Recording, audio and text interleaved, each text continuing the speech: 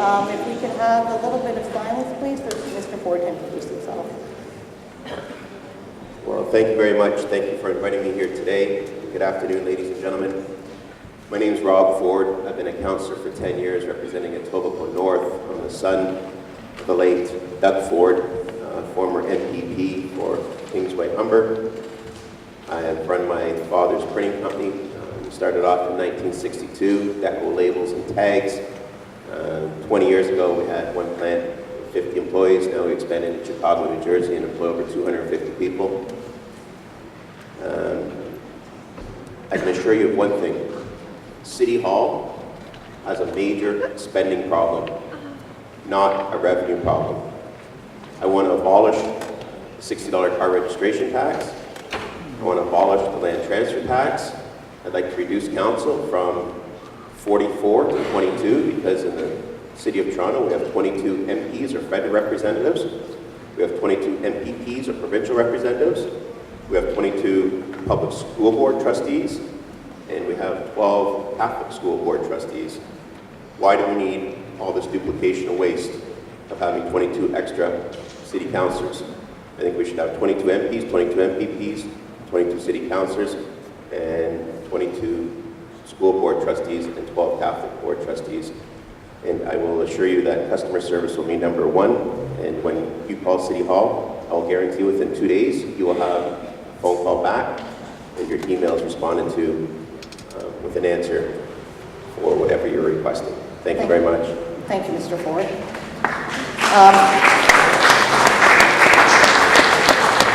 Now, for everyone's sake, I'm going to reread the preset questions and then we'll open the floor.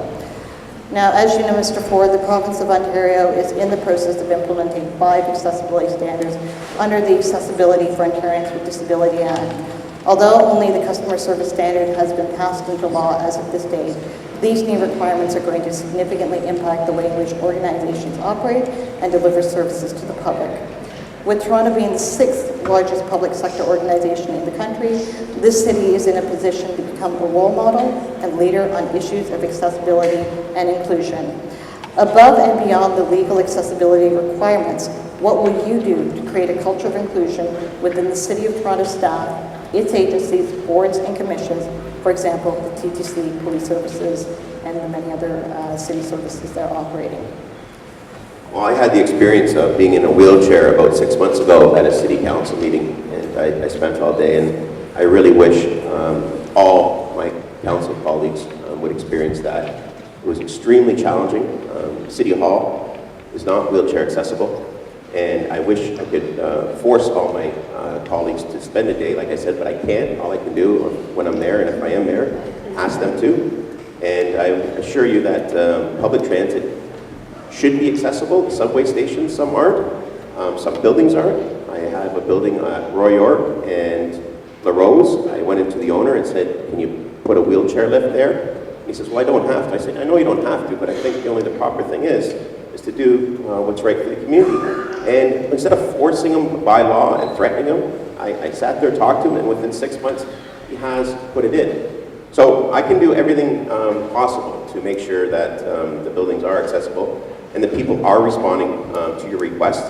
And that's been the most frustrating thing. When I talk to people, they say, oh, Rob, when I call City Hall, nobody returns my call. I get a voicemail, I leave a message, but the police are pretty good, fire is good, the paramedics are pretty good, and I think TTC is pretty good. I have experience dealing with Gary Webster. I've left him a few messages as a CEO, and he's responded, or he's got one of his staff to respond. But there are a lot of city departments that aren't as responsive as they should be, and you're the boss. You pay our salaries, our wages, and when you call, you should have your call returned. And I will assure you, if I'm fortunate enough to be mayor of this great city, you will have your phone call or your email responded to within 2 days. 2 days is more than enough time. And if the person you're calling can't do it, then their assistant can do it. All I want is someone to make sure that they have listened to the voice message you left or read the email and try to get the person that you're addressing it to. Thank you. Thank you. Now let's move on to the topic of the budget. In light of recent economic challenges and rising needs in many areas, many of you have made reduced spending a part of your platforms. Often it is the most vulnerable members of our society who are the first to be hit by budget cuts, and those with disabilities are often among the most vulnerable of the low-income population.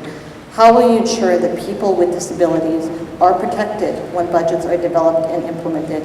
And please give us some specific examples. Well, let me assure you of one thing. This is where money should be spent. Now, I don't know if you know this, but 21,000 people ride on the TTC for free every year. And the last time I checked, I don't think it's many people with disabilities. And if there's anybody that should be riding on the TTC for free, it should be people with disabilities and seniors.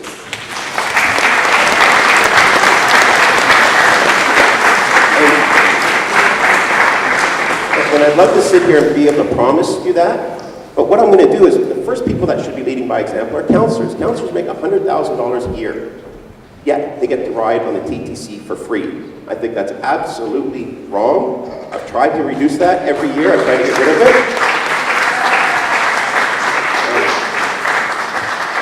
On top of that, and I'm going to use councillors as an example, because I take home $1,400 every week net. I think we get paid very well. On top of that, we have a tax-free expense account of $53,000. And if you go to robford.ca, you'll see where your councillors are spending your money. And we have to lead by example. And we get to the zoo for free. We get into the C&E for free, the exhibition. We get to park anywhere in the city for free. For example, coming downtown, everyone had to park or whatever. We can go into a Green Pea parking lot and park for free. It's absolutely wrong that councillors that make $100,000 a year should be able to park for free. And then on our expense account, we get free gas, we get to have free restaurants, free dinners, and you're paying for it. The taxpayers in this room are paying to subsidize councillors that make over $100,000 a year. It is absolutely wrong, and again, if I'm fortunate enough to be the mayor of the city, and I call it the gravy train, will come to an end. The wasteful spending, I guarantee these councillors are not going to have all these free perks at your expense. Thank you.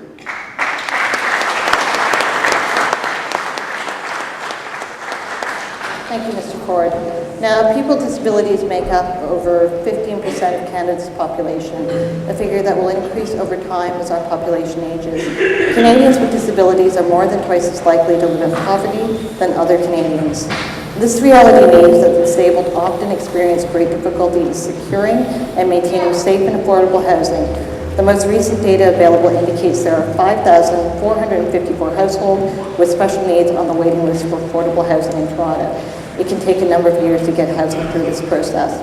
It was recently announced by the province that its $185 million ROOF, that's Rental Opportunity of Ontario Families Program, was not being used to its full extent, and that it is being restructured to give municipalities flexibility to allocate rent supplements to best meet their needs.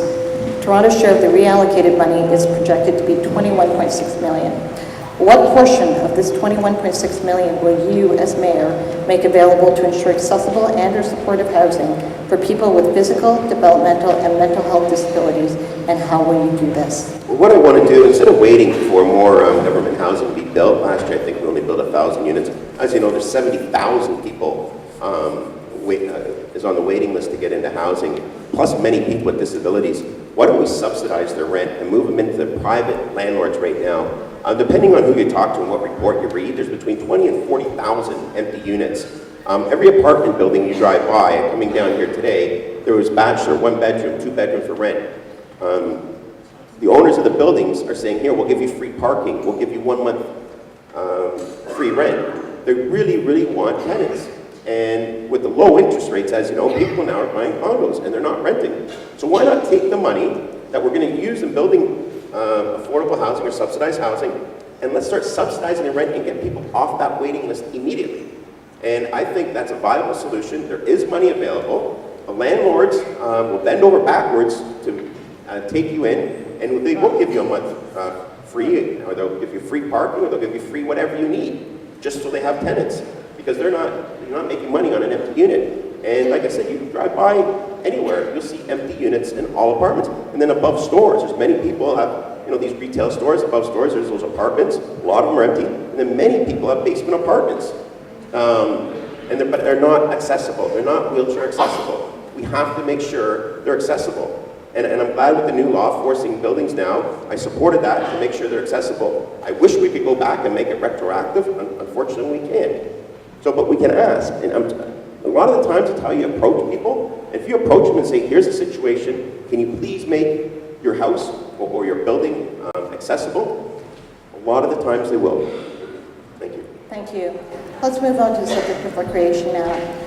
According to a recently released City of Toronto report, 6.4% of Torontonians without disabilities participated in registered City of Toronto parks, forestry, and recreation programs in 2005. In the same year, the percentage of Torontonians with disabilities who participated was only 0.4%. Despite the large body of research that shows the many benefits of recreation for people with disabilities, it seems that the city's programs are not attracting this community and may not be accessible.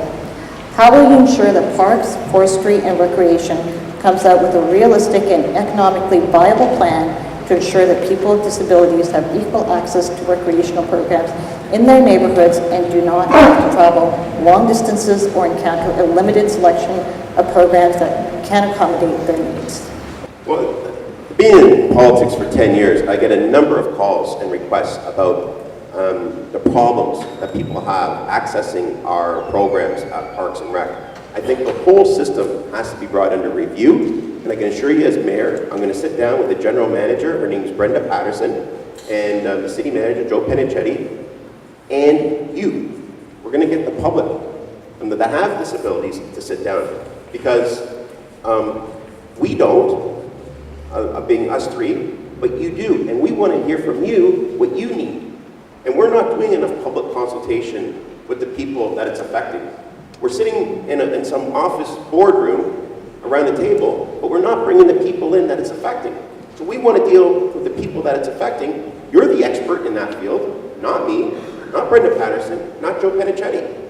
So the first thing I want to do is review, because I don't think these programs are evenly spread out. And I think it's time that we do have a balanced and level playing field for everyone to access those programs. But we have to hear from you. And I'll be holding public meetings for people with disabilities about Parks and Rec, and wherever it may be, whatever is easiest for you. If we have to meet in a church, or we have to meet in a hall close to where you live, I don't expect you to be traveling down to City Hall to meet with us. We can come to you, and I think that's what very easily we can accomplish. And when I'm mayor, I will assure you, we're going to have a lot of public consultation meetings, just like I've had for 10 years up in Rexdale. On one development, I will have 4 to 5 meetings before it gets to council, because I make sure everybody is aware of it, make sure everybody is heard. And I'm very, very thorough when it comes to returning people's phone calls. I return every single phone call within 2 days, respond to every email within 48 hours. I try to do as fast as I can. So if you call me, I've left my literature, I will guarantee you'll get a personal phone call back. Thank you.